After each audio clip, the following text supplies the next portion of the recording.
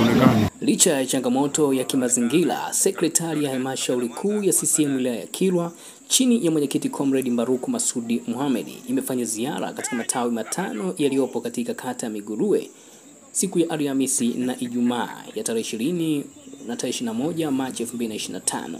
Huku kukiwa na changamoto mbalimbali ya miundombinu, mvua ambazo zinaendelea kunyesha maeneo mbalimbali nchini, lakini pia miongoni mwa mafanikio ambayo wanajivunia ni uwepo wa mikopo ya trekta kwa kikundi cha vijana na boda boda eneo la Zinga Kibaoni, ambapo awali walikopeshwa pikipiki 3 na kurejesha kwa wakati.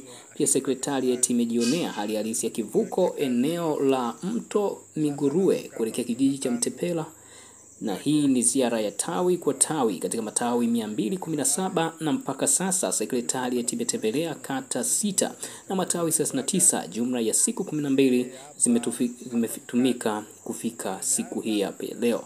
Pongezi kubwa kwa viongozi hawa ambao pia licha ya changamoto lakini pia wameona kuna haja ya kutembelea maeneo haya hizi kuona changamoto hizo, lakini pia kuzungumza na wananchi mikakati ya serikali katika kuondoa changamoto zote hizo.